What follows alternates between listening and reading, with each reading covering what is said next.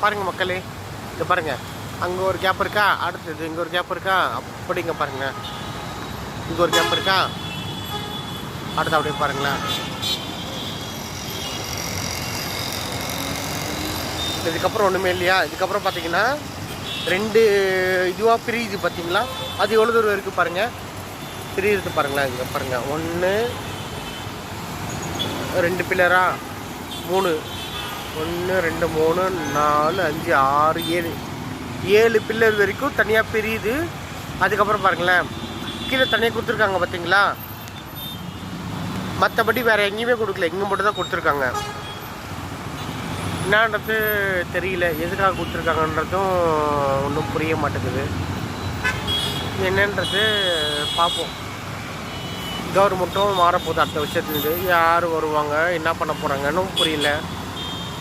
ஆனால் அங்கே பாருங்களேன், அப்படியே அங்கே வரைக்கும் பாருங்களேன், அங்கே பார்த்தீங்கன்னா ஃபுல்லாக லாக் ஆகிட்டு இது ஆகிட்டு இருக்குது பார்த்தீங்களா, ஃபுல்லாக கவர் பண்ணியிருக்காங்க. ஏன்னா அங்கேருந்து இங்கே வரைக்கும் கவர் ஆகலை, இந்த மாதிரி கவர் ஆகிருக்கு பார்த்தீங்களா, வேறு எங்கேயுமே கவர் ஆகலை. ஏன் கவர் ஆகலை, எதனால் இவங்க இந்த இடம் மட்டும் இது பண்ணி வச்சுருக்காங்கன்றது தெரியல. மேபி தான் ரீசன் இருக்கும், பண்ணுவாங்க. ஆனால் எப்போ பண்ணுவாங்கன்னு தான் தெரியல. சீக்கிரமாக பண்ணாங்கன்னா நல்லாயிருக்கும், டிராஃபிக்கும் கம்மியாக இருக்கும். எப்பயுமே பார்த்தீங்கன்னா இங்கே பாருங்களேன், எப்போ பார்த்தாலும் ஒரே ஒஸ்ட்டுங்க, ரொம்ப டிராஃபிக் அதிகமாக இருக்குது பாருங்களேன். இங்கே பாருங்கள், இப்போ வரைக்கும் பாருங்களேன், அப்படியே பொறுமையாக நடக்குது பாருங்கள் எல்லா வண்டியுமே.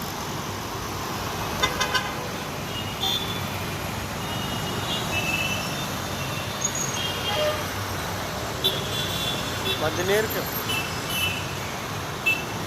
ரோடு சின்னதாகுது பெருசாகுது, சின்னதாகுது பெருசாகுது, அதனாலேயே டிராஃபிக் அதிகமாகுதுங்க.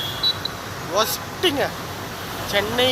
இந்த ஓல்டு மகாபலிபுரம் ரோடு பார்த்தீங்கன்னா, மெட்ரோ போடுறேன்னு சொல்லிட்டு இந்த ஹிந்திக்காரங்க பார்த்தீங்களா, எல்லா ரோடும் லாக் பண்ணுறானுங்க, எல்லாமே இது பண்ணுறானுங்க. ஒஸ்ட்டுங்க. டிராஃபிக் போலீஸும் இங்கே பாருங்களேன், இந்த வழி எதுக்கு உள்ளே வருதுன்னே தெரில.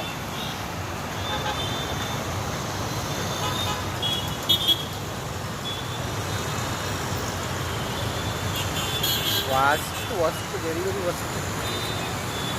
இதெல்லாம் கேட்டால் நம்மளை கண்டனக்கான்னு சொல்லுவாங்க. விடுங்க பார்க்கலாம். பாருங்கள், வீரான்னு ஒரு வண்டி ஒன்று போகுது, வேற ஒன்று போகுது.